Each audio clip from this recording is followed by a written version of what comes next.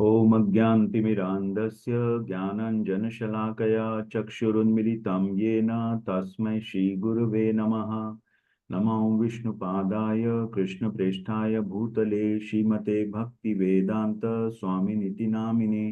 नमस्ते सारस्वते देवे गौरवाणी प्रचारिणे निर्विशेष शून्यवादी पाश्चात्यदेशतारिणे। जय श्री कृष्ण चैतन्य प्रभु नित्यानंद श्री अद्वैत गदाधर श्रीवासादि गौर भक्त वृंद। हरे कृष्णा कृष्ण कृष्णा हरे हरे, हरे राम राम राम हरे हरे। हरे कृष्णा, आप सभी का स्वागत है। आज हम 11वें अध्याय में पहुंच गए हैं। 18 दिन की इस यात्रा से में हमने 11वें दिन में पहुंच गए हैं और आज 11वें अध्याय का हम पाठ करेंगे। कल हमने देखा, भगवान ने अपनी विभूतियों के बारे में, अर्जुन ने पूछा कि आप इस जो दृश्य, इस जगत में आप कैसे व्याप्त हैं। तो भगवान ने अपनी एक एक विभूति जो थी उसका एक सैंपल के रूप में हमको बताया।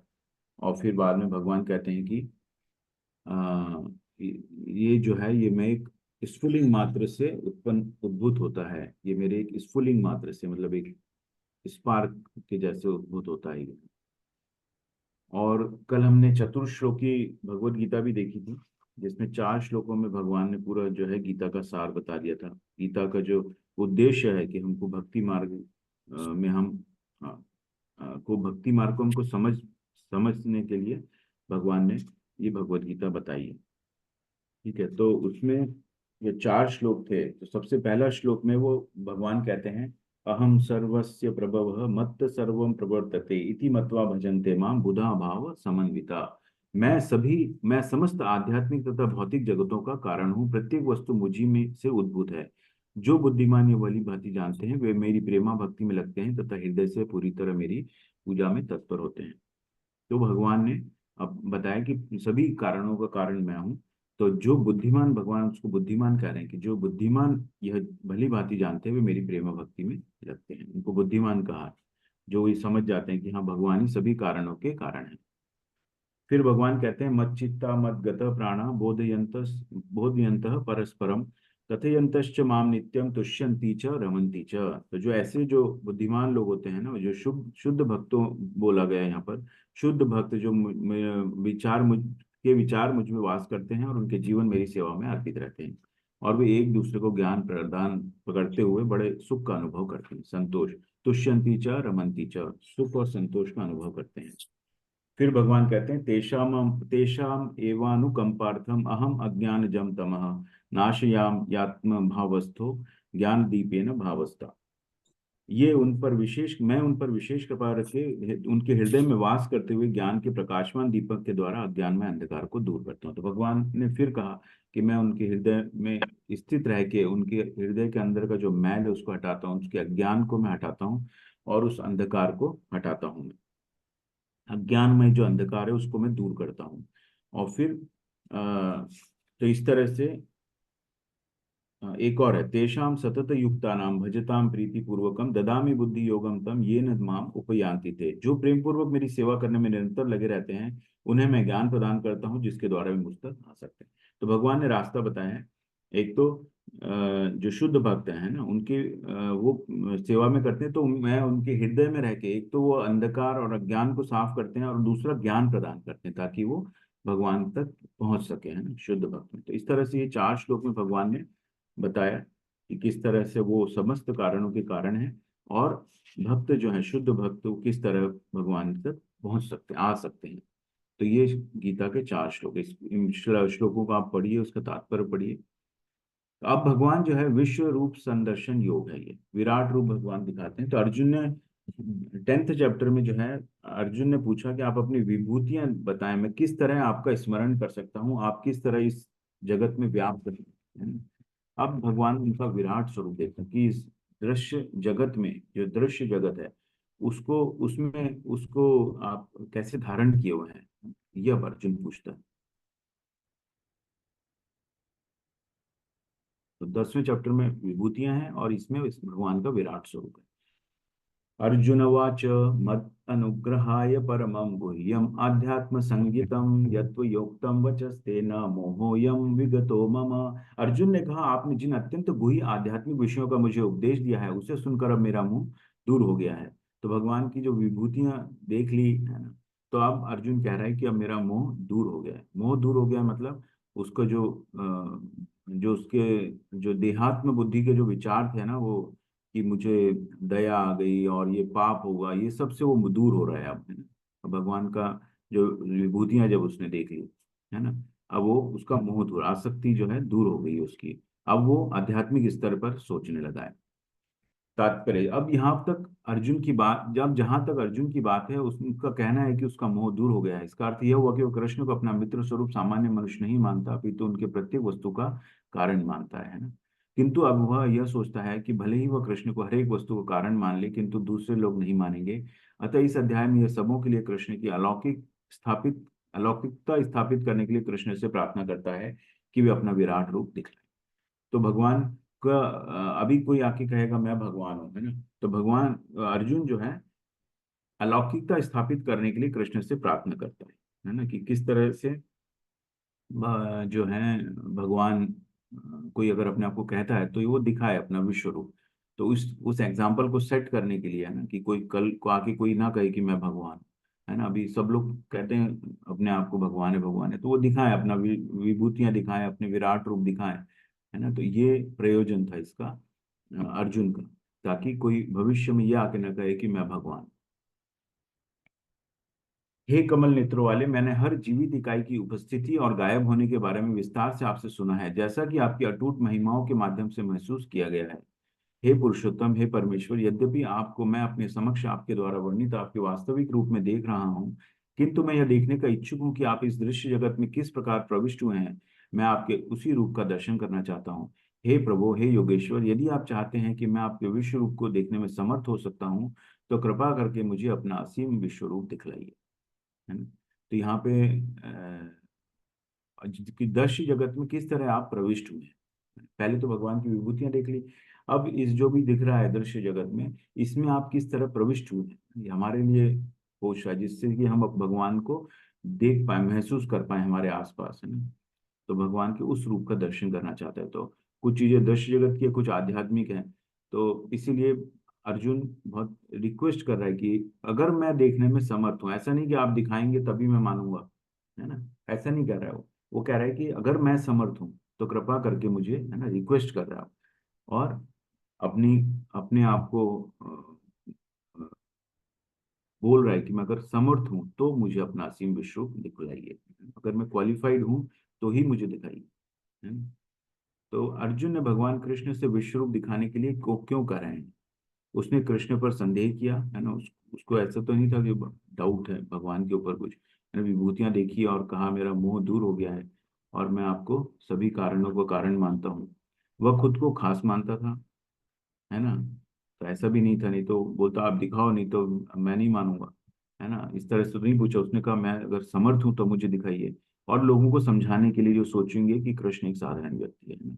तो अर्जुन चाहते थे कि लोग कि भगवान अपना विराट रूप दिखाएं, ताकि लोग हैं कृष्ण को साधारण व्यक्ति ना समझे, है ना। तो ये हम लोगों के लिए अर्जुन ने भगवान को विश्व विराट रूप दिखाने के लिए कहा। ठीक है।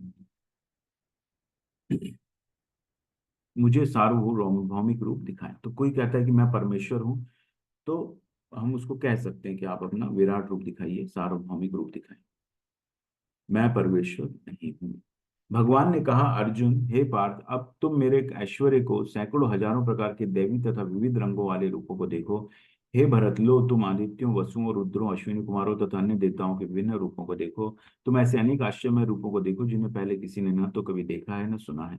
हे अर्जुन, तुम जो भी देखना चाहो उसे तत्क्षण मेरे इस शरीर में देखो। तुम इस समय तथा भविष्य में भी जो भी देखना चाहते हो उसको यह विश्व रूप दिखलाने दिखाने वाला है, जहाँ एक ही स्थान पर चर अचर सब कुछ है। किंतु तुम मुझे अपनी इन आंखों से नहीं देख सकते, अतः मैं तुम्हें दिव्य आंखें दे रहा हूँ। अब मेरे योग ऐश्वर्य को देखो। तो भगवान ने पहले बता दिया कि तुम क्या क्या देख सकते हो, है ना। तो ऐश्वर्य को, भगवान के ऐश्वर्य है, देवी देवता सभी हैं, है ना। भगवान के जो विविध रंग के रूप हैं वो सब देख सकते हैं। आदित्य, वसु, रुद्र, अश्विनी देवी है ना, और देवताओं के विभिन्न रूप हैं। ये सब भगवान के विराट रूप के अंदर आते हैं। भगवान ने पहले भी कहा था कि सूर्य, चंद्रमा, ये सब जो है मेरे रूप में है, ये सब है ना। तुम जो भी देखना चाहो उसे इस शरीर में देखो। जो भी देखना चाहते हो वो सब कुछ इसमें दिखाने वाला है। भूत भविष्य सब कुछ दिखाएगा इसमें। और एक ही स्थान पर चराचर सब कुछ है। कहीं जाने की जरूरत नहीं कि भगवान उसको ब्रह्मांड घुमाने ले जा रहे हैं।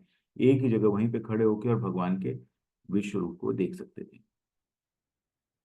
लेकिन भगवान कह रहे हैं कि इन आंखों से नहीं देख सकते, तो है ना, उसके लिए उनको दिव्य आंखें चाहिए। तो फिर भगवान ने अर्जुन को दिव्य आंखें दी और फिर कहा कि अब मेरे योग ऐश्वर्य को देखो। जिस तरह से संजय को व्यासदेव जी ने दिव्य आंखें दी और वो महाभारत देख पा रहा है, उसी तरह अर्जुन को भगवान ने दिव्य आंखें दी ताकि वो भगवान का विराट रूप देख सके। हम इस भौतिक आंखों से वो नहीं देख सकते भगवान को। उसके लिए हमको आध्यात्मिक आंखें चाहिए। अब संजय कह रहा है, संजय उवाच एवं उक्त्वा ततो राजन् महायोगेश्वरो हरिः दर्शयामास पार्थाय परम परमं रूपम ऐश्वरम। संजय ने कहा, हे राजा, इस प्रकार कह के महायोगेश्वर भगवान ने अर्जुन को अपना विश्व रूप दिखलाया। तो संजय भी देख रहा है, सुन रहा है सब कुछ, है ना। तो उसने धृतराष्ट्र को कह रहा है कि अर्जुन ने अपना विश्व रूप दिखलाया। अर्जुन ने इस विश्व रूप में असंख्य मुख, असंख्य नेत्र तथा असंख्य आश्चर्यमय दृश्य देखे। यह रूप अनेक दैवी आभूषणों से अलंकृत था और अनेक दैवी हथियार उठाए हुए था। यह दैवी मालाएं तथा वस्त्र धारण किए थे और उस पर अनेक दिव्य सुगंधियां लगी थी। सब कुछ आश्चर्यमय, तेजमय, असीम तथा सर्वत्र व्याप्त था। यदि आकाश में हजारों सूर्य एक साथ उदय हों तो उनका प्रकाश शायद परम पुरुष के विश्व रूप के तेज की समता कर सके, है ना। तो उसके अंदर जो जो है, भगवान ने पहले भी कहा है कि जो देवी देवता है वो सब मेरे अंग स्वरूप हैं। तो जो ये सब चीजें जो है भगवान के विराट रूप के अंदर आ जाती है। असंख्य नेत्र, असंख्य मुख, है ना, आश्चर्यमय दृश्य देखे और हथियार उठाए हुए देवी देवताएं देखी, सुगंधियां लगी हुई थी। तेजमय असीम तथा आश्चर्यमय, तेजमय असीम तथा सर्वत्र सब कुछ जो था आश्चर्यमय था, तेजमय था, असीम था, है ना। और प्रकाश जो निकल रहा था भगवान के शरीर से वो इस तरह से था कि जैसे हजारों सूर्य एक साथ उदय हो गए। इसीलिए जो ब्रह्म ज्योति जो बोलते हैं, ब्रह्म ज्योति जो है भगवान के जो है का प्रकाश है वो, है ना। तो वहां तक उसी को सब शक्ति मान बैठते हैं। लेकिन जो भक्त होते हैं वो भगवान के जो द्विभुज रूप तक पहुंच पाते हैं। तो इस तरह से भगवान का जो है प्रकाश है। उस समय अर्जुन भगवान के विश्व रूप में एक ही स्थान पर स्थित हजारों भागों में विभक्त ब्रह्मांड के अनंत अंशों को देख सका।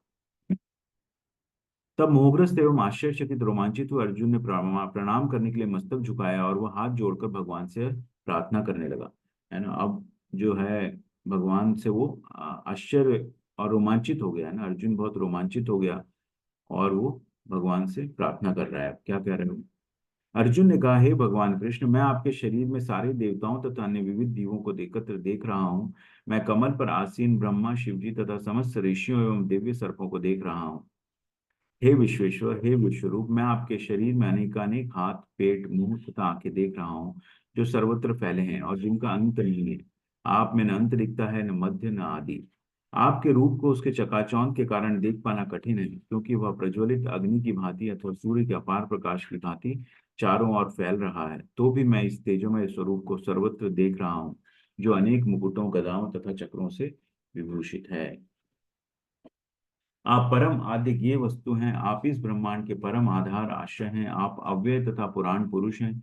आप सनातन धर्म के पालक भगवान है, यही मेरा मत है। आप आदि, मध्य तथा अंत से रहित हैं। आपका यश अनंत है। आपकी असंख्य भुजाएं हैं और सूर्य चंद्रमा आपकी आंखें हैं। मैं आपके मुख से प्रज्वलित अग्नि निकलते और आपके तेज से इस संपूर्ण ब्रह्मांड को जलते हुए देख रहा हूँ। यद्यपि आप एक हैं, किंतु आप आकाश तथा सारे लोकों एवं उनके बीच के समस्त आकाश में व्याप्त हैं। हे महापुरुष, आपके इस अद्भुत तथा भयानक रूप को देख के सारे लोग भयभीत हैं। देवों का सारा समूह आपकी शरण ले रहा है और आप में प्रवेश कर रहा है। उनमें से कुछ अत्यंत भयभीत होकर हाथ जोड़े आपकी प्रार्थना कर रहे हैं। महर्षियों तथा सिद्धों का समूह कल्याण हो कहकर वैदिक स्त्रोतों का पाठ करते हुए आपकी स्तुति कर रहे हैं। तो भगवान ये जो है प्रार्थना कर रहा है, और अर्जुन जो है प्रार्थना कर रहा है। स्तुति कर रहे हैं कि आप ये हैं, आप ये हैं, आपको आप आदि मध्य तथा अंत से रहित हैं। आपका अंत ना तो आदि दिख रहा है ना अंत दिख रहा है, इतना विराट स्वरूप दिख रहा है उसको। आपका यश अनंत है, असंख्य भुजाएं हैं, असंख्य सिर हैं, सूर्य चंद्रमा आपकी आंखें हैं। तो ये सब चीजें अर्जुन को दिख रही, इसको विराट रूप अर्जुन कह रहे हैं।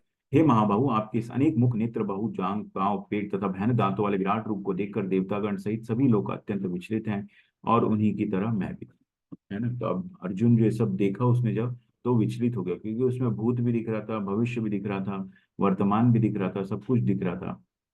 हे सर्वव्यापी विष्णु, नाना ज्योतिर्मय रंगों से युक्त आपको आकाश का स्पर्श करके मुख फैलाए तथा बड़ी बड़ी चमकती आंखें निकाले देखकर भय से मेरा मन विचलित है। मैं न तो धैर्य धारण कर पा रहा हूँ और न ही मानसिक संतुलन ही पा रहा हूँ। ठीक है, तो अब वो विचलित हो गया, और जो है अब उसका मानसिक संतुलन का वो कह रहा है कि मेरा मानसिक संतुलन भी नहीं पा रहा हूँ मैं, है ना। और न ही उसको धैर्य। तो अब वो जब अर्जुन ने देखा तो वो अब क्या कहता है, धृतराष्ट्र के सारे पुत्र अपने समस्त सहायकराओं सहित अ, तथा भीष्म, द्रोण, कर्ण एवं हमारे प्रमुख योद्धा भी आपके विकराल रूप मुख में प्रवेश कर रहे हैं। उनमें से कुछ के शिरों को तो मैं आपके दांतों के बीच चूरना हुआ देख रहा हूँ। तो भविष्य भी देख रहा है ना, सब जो जितने भी भीष्म, द्रोण, कर्ण हैं वो उनके मुख में प्रवेश कर रहे हैं। और जिस प्रकार नदियों की अनेक तरंगे समुद्र में प्रवेश करती है, उसी प्रकार से ये समस्त महान योद्धा भी आपके प्रज्वलित मुखों में प्रवेश कर रहे हैं। तो इससे वो भयभीत हो जाएगा। भगवान ने कहा, समस्त जगतों को विनष्ट करने वाला काल मैं हूँ, और मैं यहाँ समस्त लोगों का विनाश करने के लिए आया हूँ। तुम्हारे अर्थात पांडवों के सिवा दोनों पक्षों के सारे योद्धा मारे जाएंगे। अब भगवान अर्जुन को रिजल्ट भी बता दिया कि ये सब जो जितना भी तुम देख रहे हो ये सब तो मारे जा चुके हैं ना। तुम युद्ध करो सिर्फ, क्योंकि तुम सिर्फ निमित्त मात्र हो। तुम एक निमित्त मात्र होते हैं, ये तो सब मेरे द्वारा विनाश किए जा चुके हैं ना। मैं यहाँ पर काल, यहाँ काल हूँ, मैं विनष्ट करने वाला काल हूँ, और समस्त लोगों का विनाश करने के लिए ही आया हूँ। तो अर्जुन को बोल रहे हैं, और ये भी बोल रहे हैं कि पांडवों के सिवा दोनों पक्षों के सारे योद्धा मारे जाएंगे। तो युद्ध का रिजल्ट भी अर्जुन को बता दिया कि भाई युद्ध करो, है ना। तस्मात् तस्मात् त्वम उत्तिष्ठ यशो तस्मात् त्वम उत्तिष्ठ यशो लभस्य जित्वा शत्रुन् भुक्ष्व राज्यं समृद्धम् जित्वा शत्रून् भुक्ष्व राज्यं समृद्धं मय्यैवैते निहता पूर्वमेव निमित्त मात्रम भाव सव्यसाचिन। अतः उठो, लड़ने के लिए तैयार हो और यश अर्जित करो। अपने शत्रुओं को जीत कर संपन्न राज्य का भोग करो। ये सब मेरे द्वारा पहले ही मारे जा चुके हैं। और हे सव्यसाची, तुम तो युद्ध में केवल निमित्त मात्र हो सकते हो। तो भगवान ने पूरा अर्जुन को रिजल्ट भी बता दिया कि तुम युद्ध करो बस, है ना। तुम एक निमित्त मात्र हो, तुम्हारे द्वारा ये मारे जा रहे हैं, लेकिन ये में पहले ही मर चुके हैं ये। तो इन शत्रुओं को जीतकर संपन्न राज्य का भोग करो और यश अर्जित करो, है ना। क्योंकि अर्जुन तो युद्ध में मना कर दिया अर्जुन ने, तो भगवान ने कहा कि ये तो सब तुम्हारे को तुम्हारी आलोचना करेंगे, जो तुम्हारे शत्रु हैं वो तुम्हारी आलोचना करेंगे, है ना। और युद्ध करोगे तो यश अर्जित करोगे यहाँ पे, तो इसीलिए तैयार हो और यश अर्जित करो और संपन्न राज्य का भोग करो। तो अर्जुन को बताया था भगवान ने कि अगर तुम मर भी जाते हो तो तुम्हें स्वर्ग प्राप्त होगा, और जीत जाओगे तो तुम स्वर्ग, इस राज्य का, साम्राज्य का भोग करोगे। तो दोनों में कहीं भी जो है हानि नहीं थी, आनंद नहीं है। अर्जुन कहता है इसमें कोई आनंद नहीं है। तो फिर भगवान ने बताया था कि किस तरह आनंद है, स्वर्ग का आनंद लोगे, नहीं तो फिर साम्राज्य का भोग करोगे। तो सब आनंद ही आनंद था। इसलिए उठो और युद्ध करो। द्रोणं च भीष्मं च जयद्रथं च कर्णं तथान्यान् अपि योधवीरान् मया हतांस्त्वं जहिमा व्यथिष्ठा युध्यस्व जेतासि रणे सपत्नान्। भगवान इतने कृपालु होते हैं कि वो भक्तों को इसका श्रेय देते हैं, है ना। भगवान जो है अपने भक्तों को श्रेय देते हैं, क्योंकि उसने इसका जो श्रेय है, यश अर्जित कौन करेगा, भगवान अर्जुन करेगा, है। तो भगवान श्रेय देते हैं। द्रोण, भीष्म, जयद्रथ, कर्ण तथा अन्य महान योद्धा पहले ही मेरे द्वारा मारे जा चुके हैं, तो उनका वध करो और तनिक भी विचलित न हो। तुम केवल युद्ध करो, युद्ध में तुम अपने शत्रुओं को परास्त करोगे। तो ऐसे बहुत सारे भगवान एग्जाम्पल देते हैं जहाँ पे वो अपने भक्तों को जो है श्रेय देते हैं। संजय ने धृतराष्ट्र से कहा, हे राजा, भगवान के मुख से इन वचनों को सुनकर कांपते हुए अर्जुन ने हाथ जोड़कर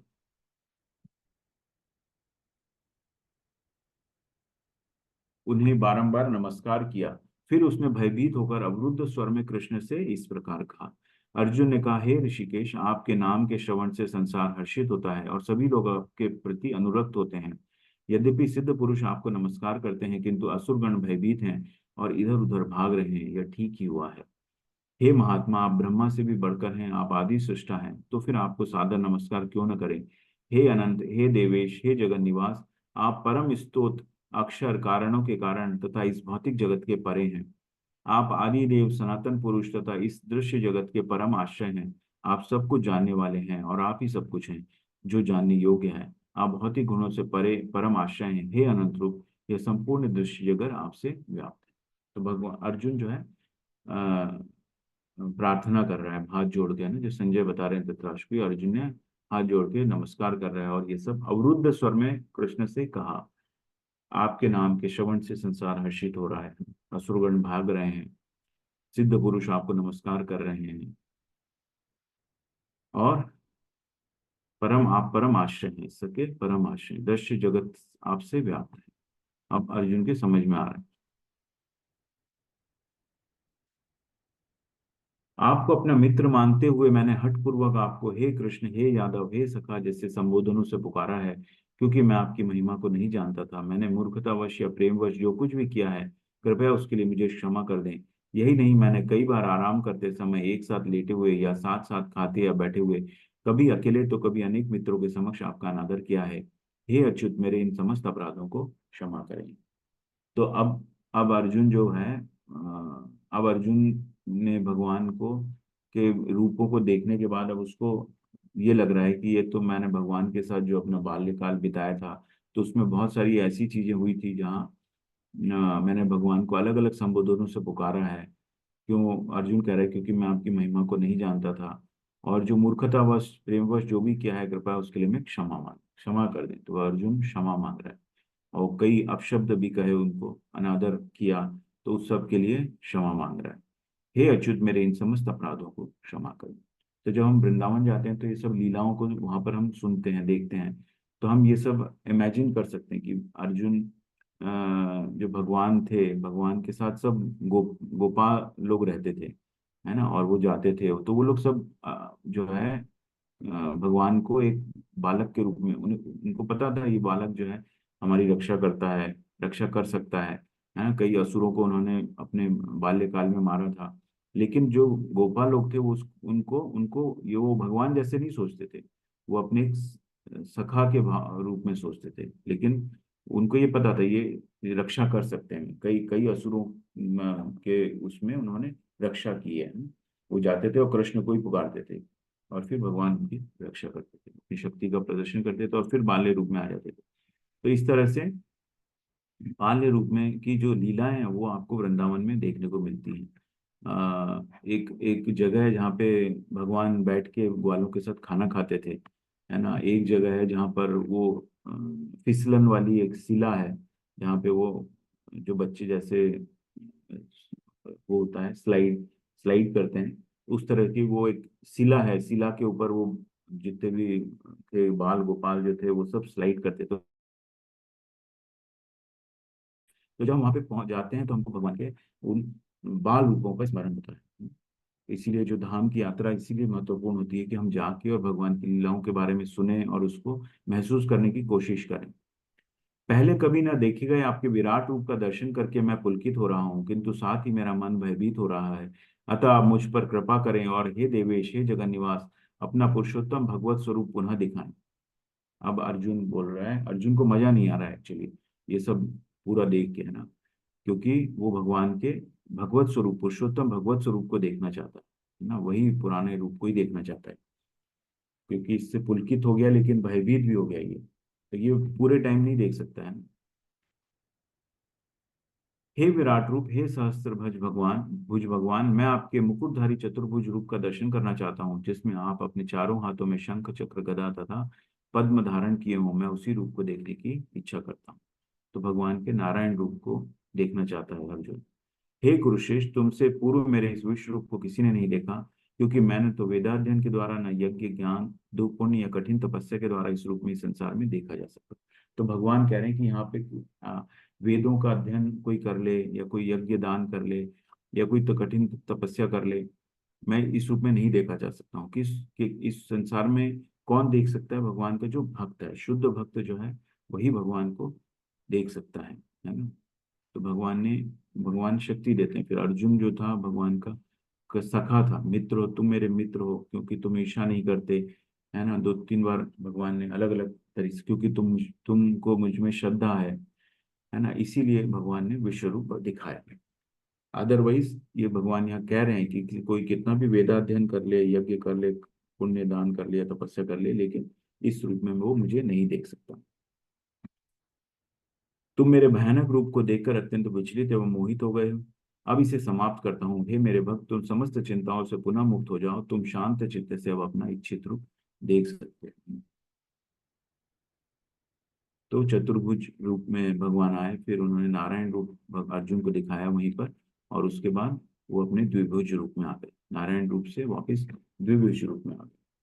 संजय ने धृतराष्ट्र से कहा, अर्जुन से इस प्रकार कहने के बाद भगवान कृष्ण ने अपना असली चतुर्भुज रूप प्रकट किया, और अंत में दो भुजाओं वाला रूप प्रदर्शित करके भयभीत अर्जुन को धैर्य बनाया।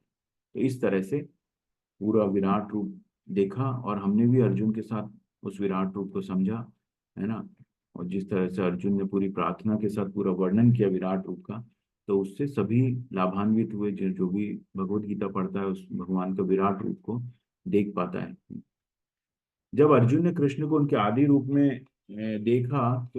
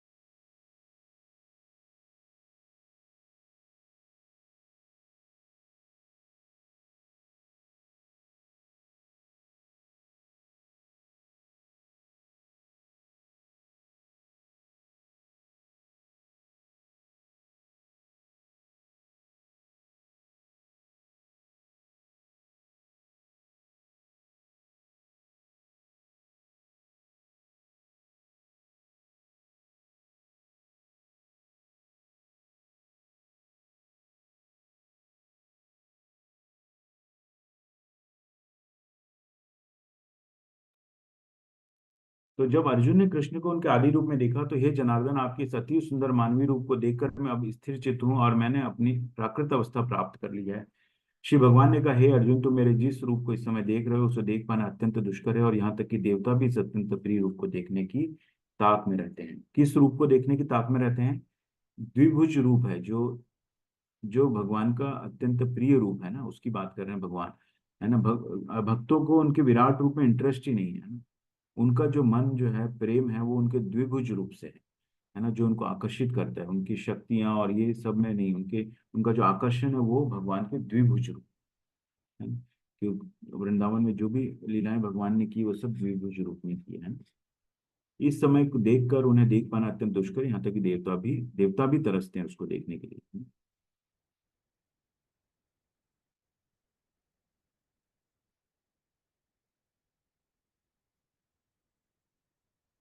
भक्त्या त्वनन्यया शक्य अहम एवं विधोर्जुन, ज्ञातुम द्रष्टुम च तत्वेन प्रवेष्टुम च परंतप।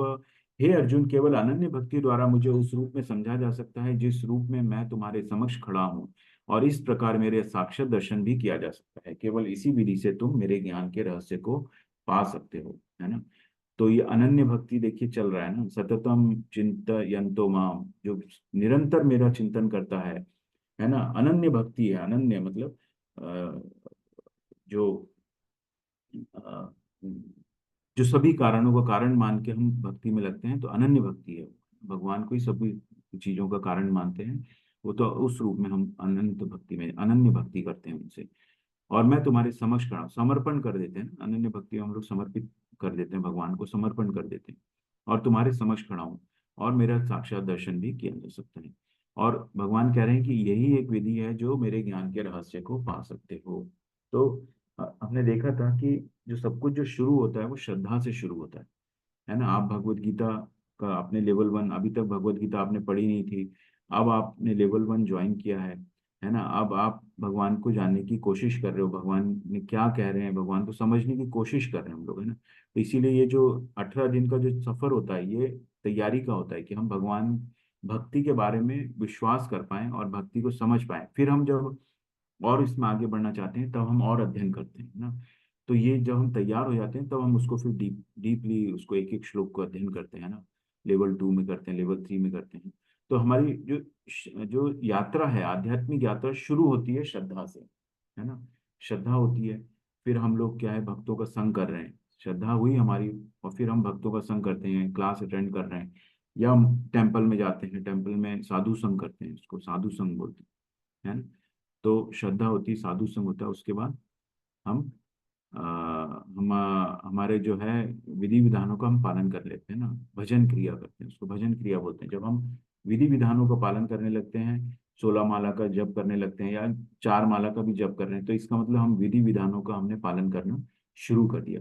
तो ये भक्ति, ये विधि है। भगवान कह रहे हैं कि इसी विधि से तुम मेरे ज्ञान के रहस्य को पा सकोगे।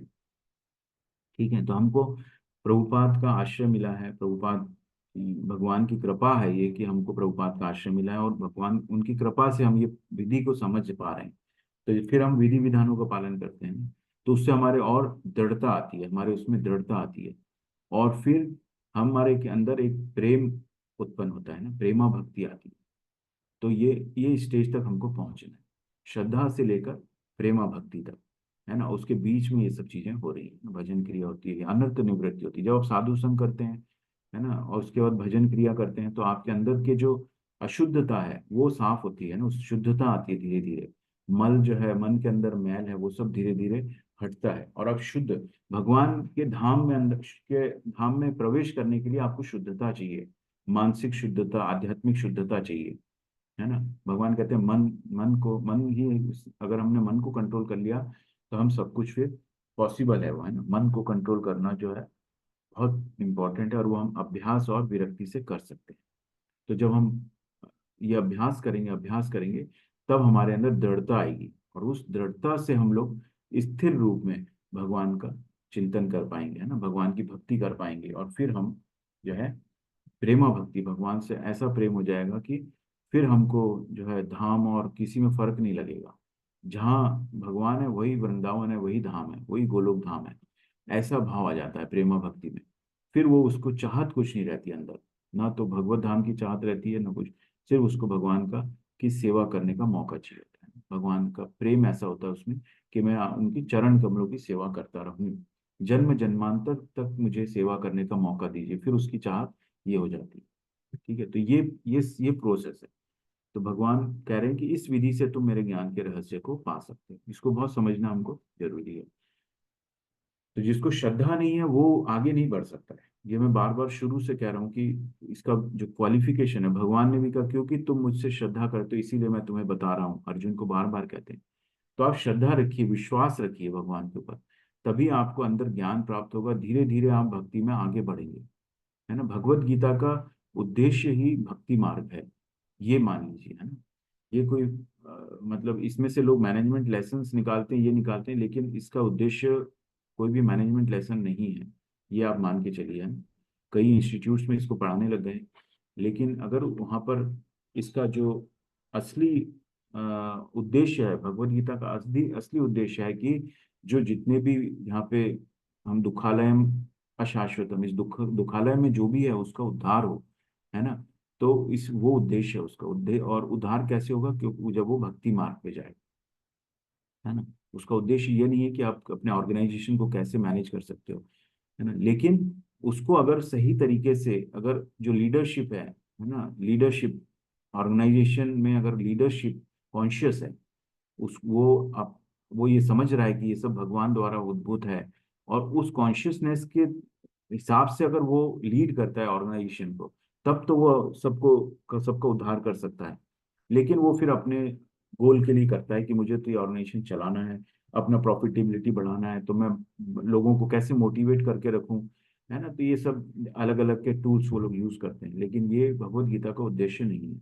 भगवत गीता का उद्देश्य है कि जो लीडरशिप हो वो कॉन्शियस हो, कॉन्शियस हो भगवान के प्रति, मतलब गॉड। प्रभुपाद कहते हैं कि ये आपका जो जब यूएस गए थे तो वो कहते थे कि ये गॉडलेस सिविलाइजेशन है ना। तो गॉडलेस सिविलाइजेशन से हमको उसको गॉडफुल सिविलाइजेशन कैसे बनाना है, ये लीडरशिप का काम है।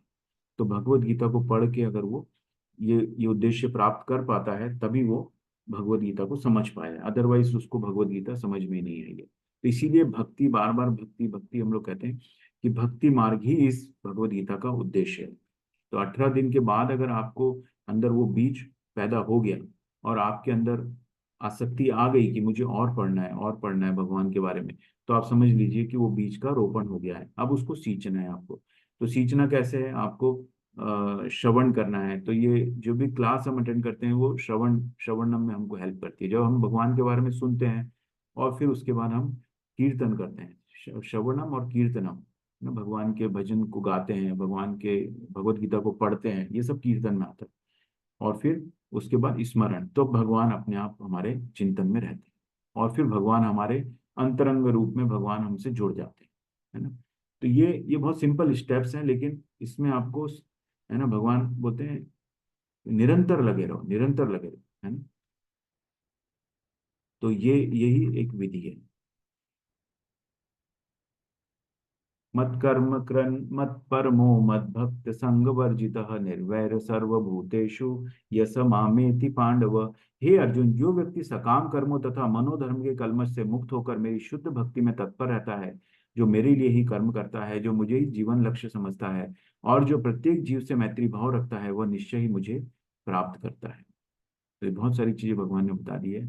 जो कलमश से, सभी कलमश से मुक्त है, मनोधर्म मतलब मेंटल स्पेकुलेशन से वो दूर है, कलमश से मुक्त है, सकाम कर्मों से मुक्त है, शुद्ध भक्ति में तत्पर रहता है, और मेरे लिए ही कर्म करता है। मेरे लिए ही कर्म करता है मतलब अकर्म करता है। हमने 3 तरह के कर्म देखे थे, सकाम कर्म, विकर्म और अकर्म। तो जब हम भगवान के लिए ही कर्म करने लगते हैं, उसमें सकाम कर्म ना हो, है ना, तो वो भगवान की खुशी के लिए ही काम कर रहे हैं हम लोग। तो वो भगवान कह रहे हैं कि वो मेरे लिए ही वो मेरे जीवन लक्ष्य समझता है, और प्रत्येक जीव से मैत्री भाव रखता है, क्योंकि सभी के अंदर उसको परमात्मा रूप में भगवान दिखते हैं, और वो निश्चित रूप से मुझे प्राप्त कर सकते हैं। तो धीरे धीरे हमको अभ्यास और विरक्ति के द्वारा ये इस भाव को लाना होगा। इस भाव को लाने के बाद फिर जब भाव हो जाता है, तो फिर हमारे अंदर प्रेम अपने आप ही उत्पन्न हो जाता है। भगवान कृष्ण के प्रति अविभाजित भक्ति सेवा कैसे शुरू करें। अब क्या करना है वो तो पता है, अब इसको कैसे करें, है ना। तो इसके लिए विधि विधानों को पालन करना है। तो आपने आपका, देखिए आप में श्रद्धा आ गई है, श्रद्धा आ गई, अब आप जो है साधु संग कर रहे हैं, साधु संग करते हैं। तो आप सुबह 5 बजे उठ के चैंटिंग कर रहे हैं, मान लीजिए सबके साथ टेम्पल का जो चैंटिंग होता है उसमें सबका संग भी मिलता है आपको, और प्रभुपाद के साथ हम चैंटिंग करते हैं। तो यही एक स्टार्टिंग पॉइंट है ना, चैंटिंग हम शुरू करें। तो आप 5 बजे उठिए, अगर 4:30 बजे आप मंगल आरती अटेंड कर सकते हैं तो मंगल आरती अटेंड कीजिए, और उसके बाद जब सब आरतियां खत्म हो जाती है तो चैंटिंग शुरू होती है। तो शुरू सुबह के जो 2-3 घंटे हैं उसको भगवान के ध्यान में लगाइए। भगवान की अविभाजित भक्ति है में बोलता है ना, अविभाजित भक्ति मतलब जहाँ पे विभाजन ना हो, अविभाजित भक्ति, है ना। वो टूटना नहीं चाहिए, निरंतर होना चाहिए भक्ति। और क्या करना है सुबह फिर, हरे कृष्ण कृष्ण कृष्ण हरे हरे, हरे राम राम राम हरे हरे, है ना। तो ये बहुत पावरफुल मंत्र है। भगवान कृष्ण के प्रति शुद्ध भक्ति सेवा कैसे शुरू करें, ठीक है। तो सबसे पहले जो आपके अपनी आसक्तियों को आपको थोड़ा सा हटाना होगा, है ना। आपके जो आप अपने आप को ऑब्जर्व कीजिए, अपने रूटीन को ऑब्जर्व कीजिए, आपका कहाँ समय ज्यादा लग रहा है, कौन से व्यर्थ के काम आप कर रहे हैं, उनको आपको कम करना है। तो जब आप चैंटिंग शुरू करते हैं तो वो अपने आप ही स्वतः ही कम होने लगते हैं। तो जो विरक्ति है वो स्वतः आती है, जब आप सेवा शुरू करते हैं तो विरक्ति स्वतः आती है, अपने आप ही आपका टाइम जो है सोशल मीडिया पे टाइम कम हो जाएगा। क्यों? क्योंकि आपका जो समय है वो चैंटिंग में जा रहा है, भगवान की सेवा में जा रहा है, तो आपके पास समय नहीं है ना। व्यर्थ की बातें कौन करता है? जिसके पास समय होता है। तो जब आप ये सब काम करेंगे तो आपके पास समय नहीं होगा, है ना। और अपना अपना दिल जो है, यहाँ पे क्या है, कृष्ण को अपना हृदय दें। तो भगवान से जब आपको आसक्ति होने लग जाएगी तो ये स्वतः ही अपने आप विरक्ति आ जाएगी, है ना, और आप भक्ति में लग जाएंगे। भक्ति आपके अंदर जो है बीज रूप में आ जाएगी। फिर उसको आपको सींचना है, निरंतर जो है सींचना है, अविभाजित रूप से। ऐसा नहीं आज कर लिया कल नहीं करा, परसों कर लिया, ऐसा नहीं है। अविभाजित भक्ति करनी है। थोड़ा थोड़ा कीजिए लेकिन अविभाजित करिए, अनन्य करिए और निरंतर करिए। एक अर्जुन कृष्ण से अपने सार्वभौमिक रूप को दिखाने का अनुरोध करता है। भगवान कृष्ण अपने सार्वभौमिक रूप का वर्णन करते हैं। सार्वभौमिक रूप का संजय द्वारा वर्णन होता है। सार्वभौमिक रूप देखकर अर्जुन अपना अनुभव बताता है। कृष्ण जो है काल रूप में दिखते हैं, सब उनके मुख में प्रविष्ट हो रहे हैं और अर्जुन उन प्रार्थनाएं कर रहे हैं, है ना। अर्जुन भगवान को प्रेज करता है, प्रार्थनाएं करता है। कृष्ण को देखने के लिए शुद्ध भक्ति की जरूरत है। फिर भगवान कहते हैं कि तुम शुद्ध भक्ति द्वारा ही मुझे देख सकते हो। प्रभुपाद की जय। सारांश यह कि कृष्ण ने अपने क्षण भंगुर विश्व रूप के साथ साथ काल रूप, जो सब कुछ भक्षण करने वाला है, यहाँ तक कि चतुर्भुज विष्णु रूप को भी दिखलाया। इस तरह कृष्ण इन समस्त स्वरूपों के उद्गम है। ऐसा नहीं है कि वे आदि विश्व रूप या विष्णु की ही अभिव्यक्ति हैं। वे समस्त रूपों के उद्गम हैं। भक्त के लिए कृष्ण का कोई अनन्य रूप उतना महत्वपूर्ण नहीं जितना कि मूल दोभुजी श्याम सुंदर रूप। ब्रह्म संहिता में कहा गया है कि जो प्रेम या भक्ति भाव से कृष्ण के श्याम सुंदर रूप के प्रति आसक्त है, वे सदैव उन्हें अपने हृदय में देख सकते हैं और कुछ भी नहीं देख सकते। अतः मनुष्य को समझ लेना चाहिए कि इस 11वें अध्याय का तात्पर्य यही है कि कृष्ण का रूप ही सर्वोपरि है एवं परम सार है ना। तो यही जो है इस 11वें अध्याय का तात्पर्य है। तो हमको क्या करना है? अब हम समझ गए, अर्जुन भी समझ गया, सब समझ रहे हैं। अब हमको क्या करना है ना। तो हमको जो भगवान इसमें हमने देखा कि भक्ति को हम शुरू कैसे करें, ये इम्पोर्टेंट है। तो आपको नहीं समझ में आता है तो फिर से पढ़िए, है ना। और भगवान के अंदर जब आपका भक्ति रूपी बीज आ जाए, है ना, तब तब वहां से हमारी जो है यात्रा शुरू होगी। तो श्रद्धा, प्रेम, भक्ति, है ना, ये सब वहां से शुरू होगा।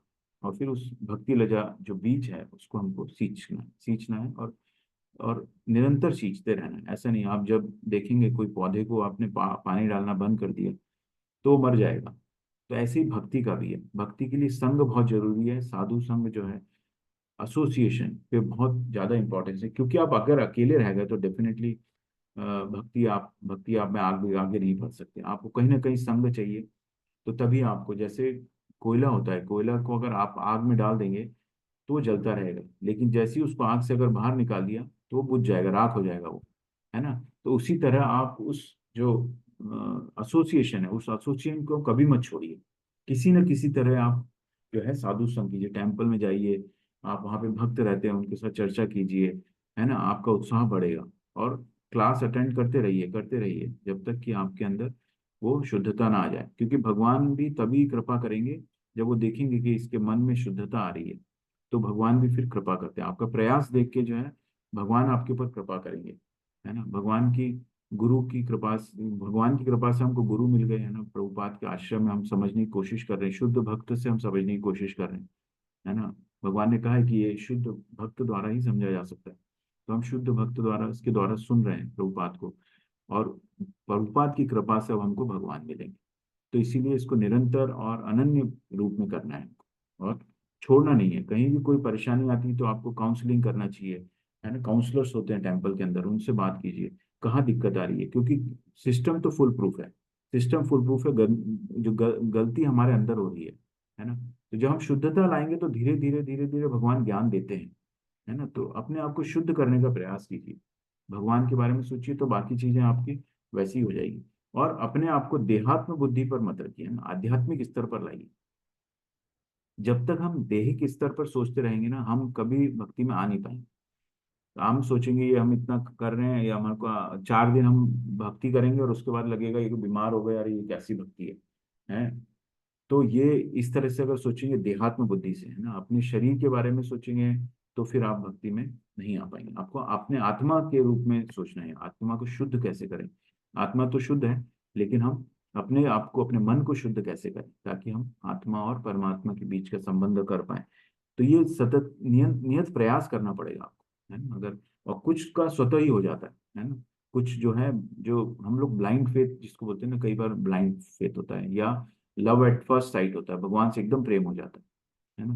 जो भौतिक जगत का प्रेम तो वो तो काम है एकदम, है ना, वो विकृत रूप है। जो भौतिक जगत का, जो आध्यात्मिक जगत का प्रेम जो है, वो भौतिक जगत में काम और लस्ट है सर, है ना, वो प्रेम नहीं है। वो बिजनेस टाइप का होता है। अगर ये होता है तो वो प्यार करेगा, नहीं होगा तो नहीं करेगा, कंडीशनल होता है वो सब, है ना। तो वो सब वो देहात्मिक स्तर पर है। लेकिन जो हम ये आध्यात्मिक स्तर का जो प्रेम है ना, ये हमको अनुभव करना है, भगवान के जो श्याम सुंदर रूप के प्रति आसक्त होना ही। ब्रह्म संहिता में कहा गया है कि प्रेम या भक्ति भाव से कृष्ण के श्याम सुंदर रूप के प्रति आसक्त है, वे सदैव उनके हृदय में देख सकते हैं। तो भगवान हमारे जो हृदय में हैं, है ना। अब हमको भगवान को देखना है अपने हृदय में उनको, तो हमको अपने अंदर शुद्धता लानी होगी, अपने विचारों में शुद्धता लानी होगी।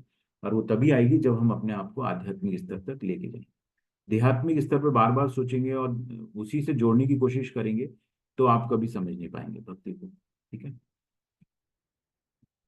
वाञ्छा कल्पतरुभ्यश्च कृपा सिन्धुभ्य एव च पतितानां पावनेभ्यः वैष्णवेभ्यो नमो नमः। अनंत कोटि वैष्णव वृंद की जय, शील प्रभुपाद की जय, उपस्थित भक्तजनों की जय।